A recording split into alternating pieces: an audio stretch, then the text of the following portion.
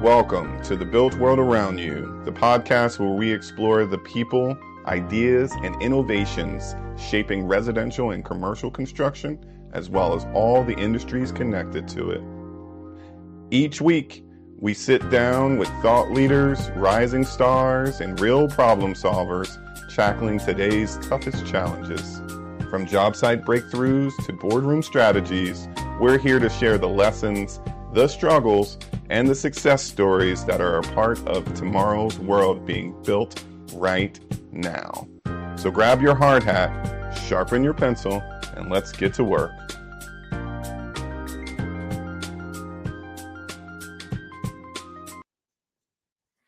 Welcome to the Built World Around You. I'm your host, Bobby Thompson, president of Thompson Group Ventures.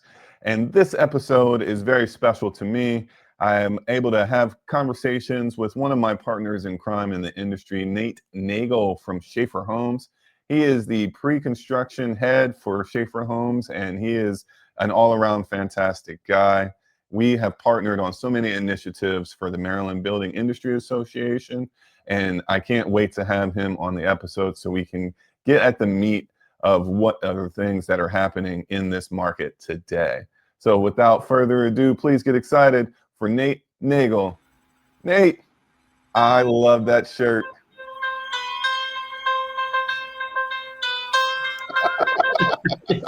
You ruined it. How's it going, man? Good. How are you, bud? I love it. Having your own audio and your own walkout music is pretty intense. It's pretty intense.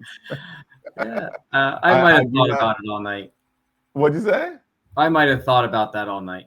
It's all right. Well, you know what? I'm going to go ahead and I'm going to give you a round of applause for that. How about that? No, I truly appreciate you being on the show. You have a lot going on, brother. So for the folks that may or may not know you, who are you and what do you do? So I am, like you said, Nate Nagle, head of pre-construction, which is purchasing, planning, and design for Schaefer Homes. A side gig, we do a lot of workforce development, code meetings, new membership drives. So that's a little bit about what I do. It's how I got involved with you at MBIA with a lunch meeting and how to get more involved. And you kind of got the ball rolling, and here we are today. I love it, man. And on top of that, I'm going to start mentioning that you were an award-winning MBIA member, because it's true. Congratulations on your chapter award. Well deserved, sir. Well deserved. Thank you very much. It came as a surprise. I didn't know that award existed until I was told that I won it. So it's very cool. Very cool. Well, it's always awesome when the folks get awarded because they're just doing what they do and they're not doing those efforts to get an award or to get recognized or whatever the case may be. So it speaks volume to your drive, man. I can tell you that since we've met, and I think it was about 2 years ago at International Builders Show in Vegas, I've been watching you move around the association and in this market, and you and the folks at Schaefer Homes have been doing phenomenal things. Yeah, it has been 2 years. Wow. That's long. Man. It feels like forever ago. But yeah, no, it's very exciting for us right now. We've got some great senior leadership doing some amazing things, and they're giving us the freedom to kind of go our own path, especially with MBIA getting us more involved. They are a huge driver in our business. We get a lot from MBIA, so we try to give back when we can. So yeah, it's crazy. And there is more to come. 2026 is going to be crazy. Absolutely. Yeah, absolutely.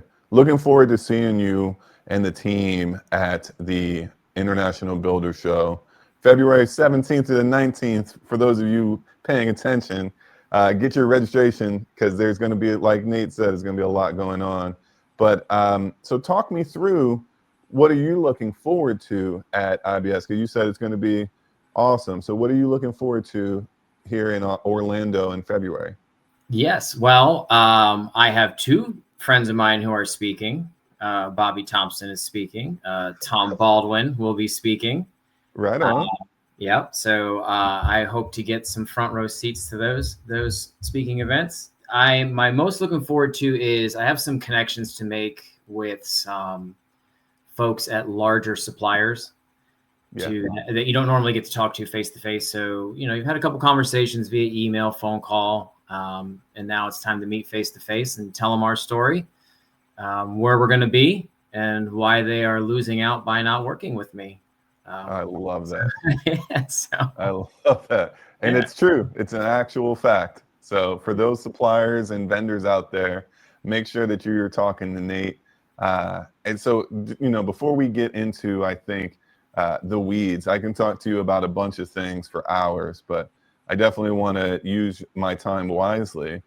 If someone wanted to contact you, Nate, what's the best way for them to contact you? Via email or text are the best way. Okay. What's your email? I don't know if you want to put your phone number out on the internet, but what's your email or your Email. LinkedIn handle? Yeah. Email is nnagle at schaefer-homes.com.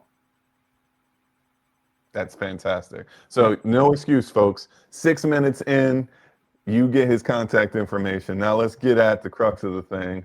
So, what are you excited about most right now in the market, Nate? What's going on? What's really getting you excited? Apparently people are going back to work. As the day we're recording this, it looks like people are going back to work, which is fantastic.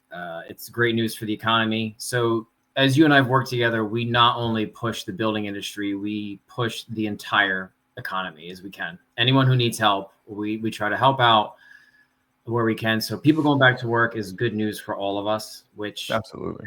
inevitably helps the building industry just a little bit, a little bit. So I'm excited about that. But what's really got me most excited here at the end of the year is workforce development. I have found that at this time of year, everybody is the best version of themselves. So everyone's ready to give. So it's a perfect opportunity for me to talk to everyone about the wonders of workforce development and how you can be a partner. So that's cool. So talk me through that. What workforce development is for folks changes depending on who you talk to. So when you're saying workforce development, what efforts are you focusing on specifically? Okay. So right now we are focusing on working with the schools, the trade schools. Some of you might know them as VOTEX or vocational schools. And if you have not been in a while, I urge you to visit because they are not the VOTEX schools that we had growing up. These are full on trade certified schools that cover everything from your basic wood shop and auto shop all the way up to cybersecurity, ERs, physical therapy. The one in Calvert, the Calvert Career and Technical, has a full-on commercial kitchen that made lunch for all of us last time we were there, and it was probably one of the best lunches I've ever had. That's awesome. That's where we're starting right now, and these kids are hungry to learn and hungry to work. It is unbelievable when I get to sit down and talk to these kids of the drive they have, the questions they're asking. And it just makes me want to do better, do better than what we had, to provide them with better answers and to educate the companies that are hiring them. The old ways of you have a tool belt, you should know how to do everything, have got to go out the window. And we got to give everyone a chance to learn. I love that. I love that. I agree 100%. It kind of goes both ways. Yep. Yeah. So that's the main start of the focus, is you and I have just got this ball rolling to get people involved and people want to help. So I'm starting at that level, and hopefully it's starting to work its way up. I know you've introduced us to the kids from ABC at the MBIA Builder Mart, which those kids were great. I thought they were going to jump in right into that building competition and start using some nail guns in there. So I think that's the next path. And then that stage is jumping into, after training, how do we keep kids certified? How do we get them to the right companies is, I think, the next stage. Absolutely. Well, shout out to Sharon at ABC, American Builders and Contractors, the Greater Baltimore office. She runs the pre-apprenticeship program. And, shout out to you as well, Nate, for essentially coordinating and really giving a much needed support to the build competition at this year's Builder Mart. It was very successful. And I think due in large in part because of your contributions, your time, your efforts. So thank you for what you're doing for the association and the market. Thank you. I appreciate it. It was a lot of fun. Even though Owings Brothers, I mean, they pretty much cheated and stole that win. And I will have to deal with that after the first of the year. They've been put on notice, and I've told Joe and his team that Schaefer is coming, and they should be watching their back. So they should be scared. Well, it was fun. It was. You do win, the award for best dressed at Builder Mart from the build competition team. Your shirts are top notch. So yeah, thank you. Thank you. So small pivot, man. So we're talking about getting folks involved in workforce development, right? In the schools that are feeding these programs and these apprenticeship programs. How can folks get involved? That's a great question. I kind of fell backwards into it by having to ask the right person if they needed help, and it just snowballed into so many connections. When schools and companies need help, anyone who's willing to help, they all kind of latch on. So if you're looking to get involved, first I would start with your local, any kind of tech school, vo-tech school you have. Talk to your schools. Most of them have chapters or little pods set up within each high school in the area. Like ours there's the tech school, and then they have like a little pod in each high school that the principal of the tech school runs. So it's kind of like this organic. So I would start there. If you're in the building industry, I feel like it's really easy. If you're already within the industry itself, to talk to people, you get connections, talk to the companies that you work for. So I always ask one question that the owner of our company, Jim Schaefer, always asks, and I love it, is what's your pain point? And it throws people off. They always think they want to ask them, I want you to be better and I want you to be cheaper. But when I say, what's your pain point? How can I help you achieve your goals? It throws them off. So you may find out that my HVAC guy is having a hard time finding the right kids or training the right kids or wherever. And you're like, well, hey, I know ABC is looking for a HVAC contractor to come into the school.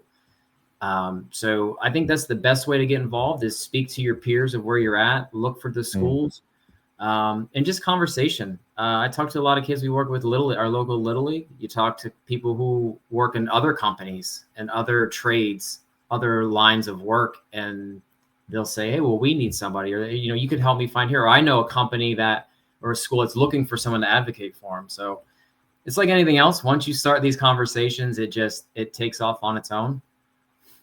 So I love that. Yeah, that might be the best way. So, candidly, obviously, we have the Workforce Development Committee meeting every other month, right? And so some of these connections, if you're a Maryland Building Industry Association member, you have the access to kind of get a short list of who are these schools that Nate is referencing, that are already somewhat quasi-partnered, right? So we have Skills USA, we have the work that you're doing in CTA, and you just recently also mentioned ABC, but there's so many more institutions and universities and two-year universities and these technical schools that we're talking about out there here in the Maryland market, but also nationally, that we have partnerships with. And so I think that everyone owes it to themselves just to get involved, like you're saying, and see what works for them. It's not a heavy time commitment. You control the time commitment. So saying you're busy is not an excuse, right? Nope. I learned that right away when I met you. I don't want to hear that you're busy. We're all busy. That's right. So, I love that you're so involved, Nate, and it's very grassroots in the Southern Maryland footprint, what you and Schaefer Homes are doing, tell me a little bit more about what you would like to see in the next 3 years from this effort. What's the future state of your efforts with CTA and workforce development in Southern counties?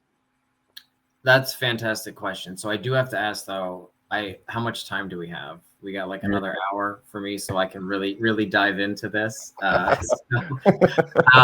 No, it is. I've been lucky with Danielle Conroe, who is another member of MBIA, works for Rogers Consulting. I believe she's your co-chair, right? She's the co-chair for Workforce Development Committee. That's right.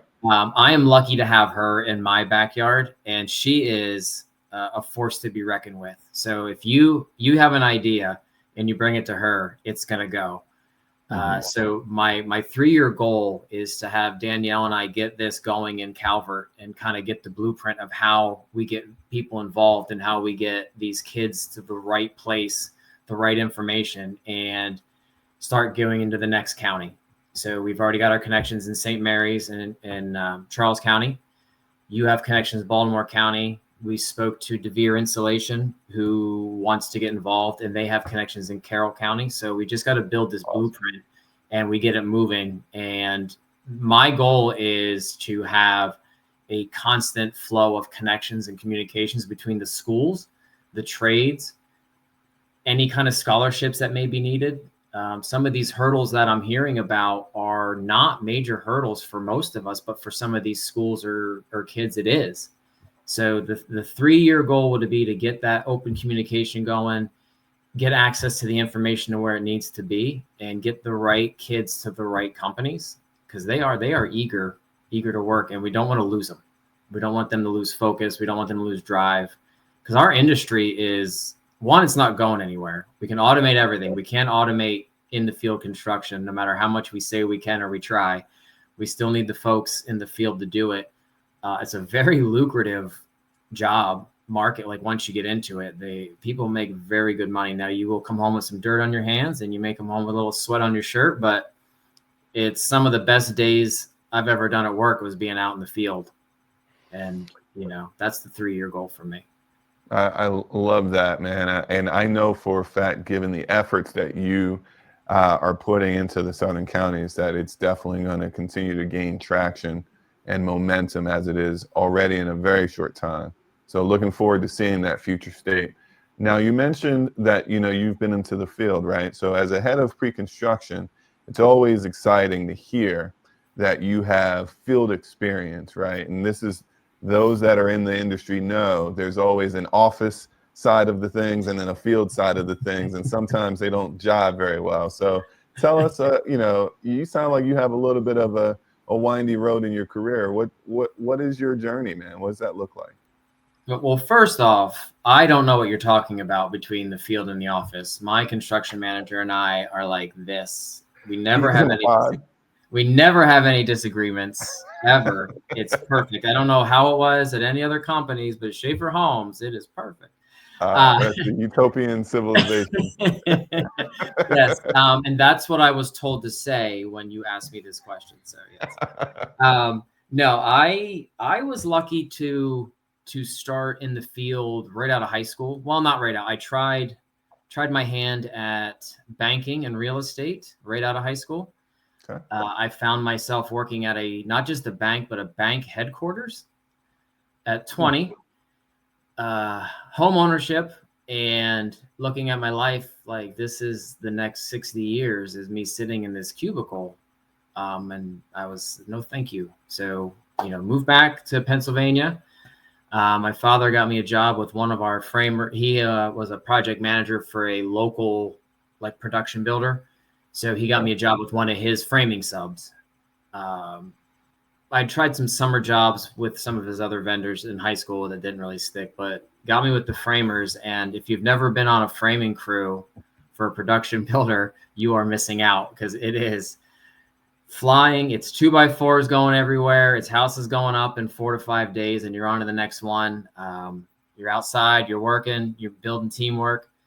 So did that for a couple years, moved into an actual builder who did all of his own work. So now you're doing it from the framing and the trim and the tile. That's what got me down here. Moved down here in 2007, my wife and I moved to Fairfax, where I was running framing crews and got into the estimating side of it. So running the framing crews and the exterior siding crews, which again is, if you've never done it, it is chaos, but it's fun. That's awesome. But I didn't want to do that forever. Yeah. And then I finally got my way into another builder working in the office on the planning side. And once I got into that with the love of spreadsheets, that's kind of how I progressed to where I am today. Oh man, I love that. So taking that experience from the field and applying it as you're estimating, as you're leading teams in the office, you are a well-rounded head of pre-construction, right? And so what are some of the things that you're seeing that, we've been doing it this way, so we're going to continue to do it this way, that really need to evolve? What needs to change in the industry from your perspective?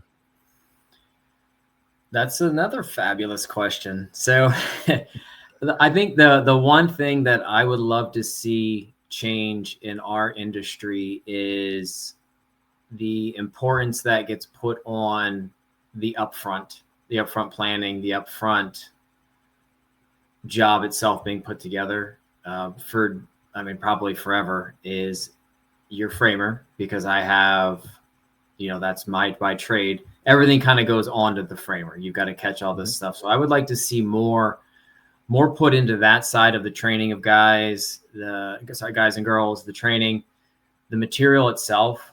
I feel like we haven't had a good material update in framing for a while. We've seen some nice innovation or cool innovation that doesn't quite work. And it might be one of those things where it's as good as it's going to get. I'd like to see maybe some green design come back. Green framing, they tried for a bit. It didn't really stick. It doesn't work with a lot of things, but we also maybe didn't put enough into it. There's a lot of waste, I think, on the framing side. Even on the best planned house, there's a lot of waste. Probably the most on the job outside of drywall comes from the framing. So I'd like to see some more innovation in how to efficiently framing house, using the materials we already have, maybe a better system. And I know some of them out there can do it at scale, but I remember seeing a documentary on I forget the development, but it was upstate New York, where the track building really took hold. Yep. And it would be like a bucket. They just had like a bucket full of waste, and that was it. If you had anything more than that, then you weren't doing it right. Right. And we kind of got away from that. But I mean, you've been out there, you've seen, sheets hanging out there, 2x, hacks of 2x. I think that would be my biggest thing I'd like to see, is a way to figure out to reduce that waste efficiently without losing the quality of the job. Yeah, I've definitely, unfortunately, seen half a hack of plywood in the mud and rocks, just getting completely destroyed on some sites that I've most recently toured in my travels these couple of weeks. So that's definitely something out there. So what are your thoughts then? Because essentially a lot of this gets solved with embracing modular construction, right? And so there are a couple of companies trying to bring modular to the forefront. Shout out to Impreza, Ken from Impreza, who will be on the show, as well as Brian from Synergy Homes and Synergy Construction. They're both bringing pre-built IRC and HUD certified modular construction to the market, and it cuts down all the waste and it speeds up construction. The cycle time benefit is just phenomenal. So what are your thoughts? What's your opinion on modular construction? Is that something that you would want to see in the market? Yeah, so I think modular definitely has a place, just like panelization has a place. Yeah. I've seen them, I've done them all. The panelization is right crew, right house. It doesn't work for every project. Sometimes it costs more to fix or to replace, and some of these guys are pretty quick. Modular, I think, is great when you can handle the current codes and markets. I don't think every area is ready to handle it. Kind of like when they had the tiny house craze, and they're like, these are great, you know, these tiny houses, but it works if I want to put a secondary on my property, but it doesn't work for a brand new property, right? When I'm trying to run water and sewer, it doesn't work. But I think modular has a place. with certain projects.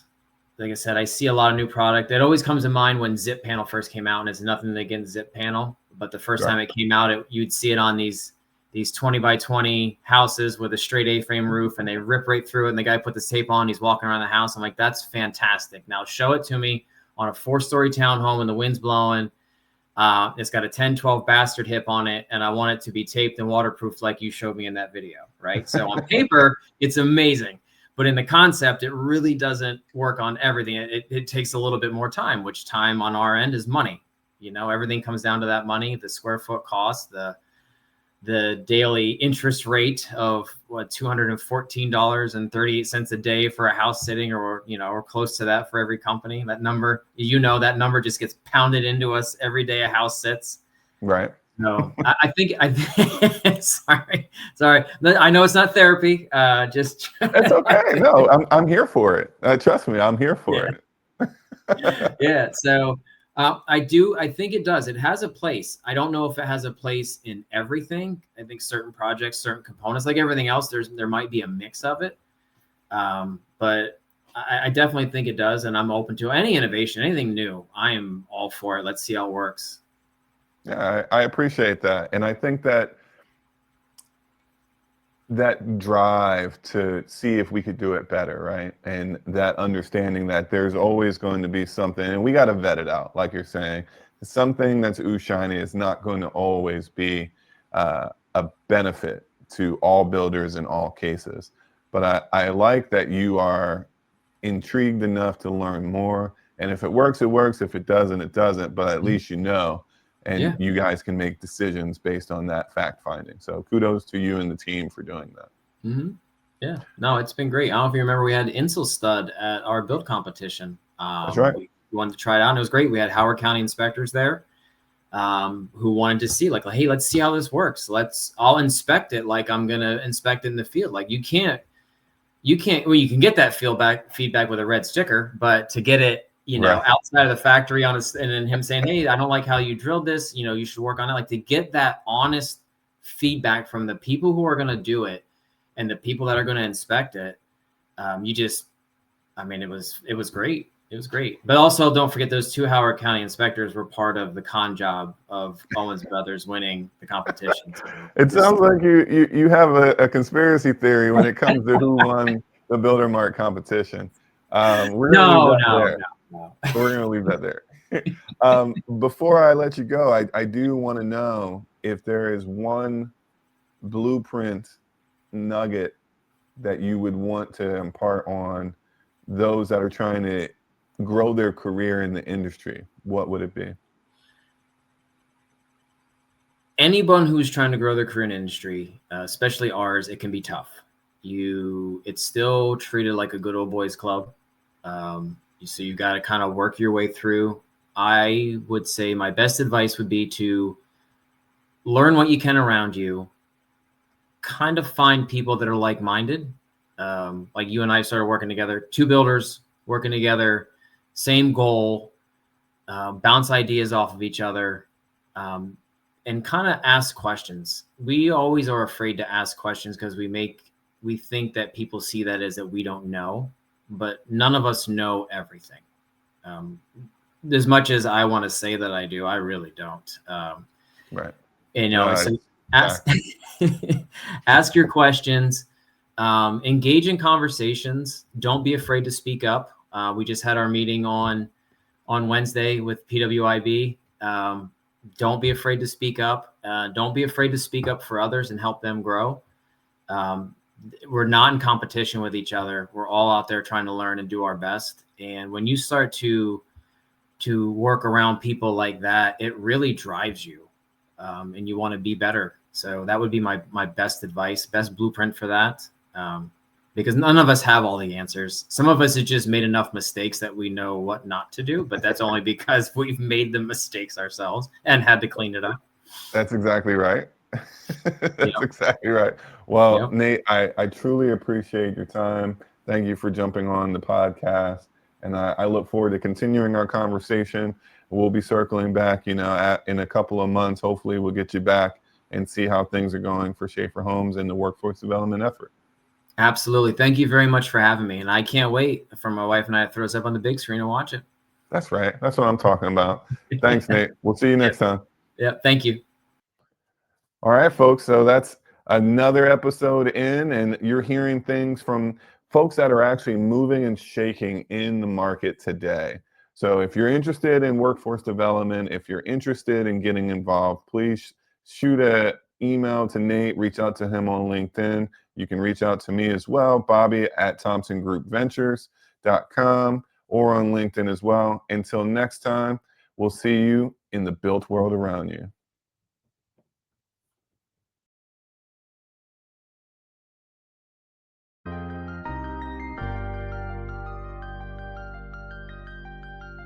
Thank you for listening to The Built World Around You. If today's conversation gave you new insights or sparked fresh ideas, be sure to subscribe, share, and leave a review. It helps more builders, leaders, and innovators join the conversation. Until next time, keep building smarter, leading stronger, and shaping the world around you.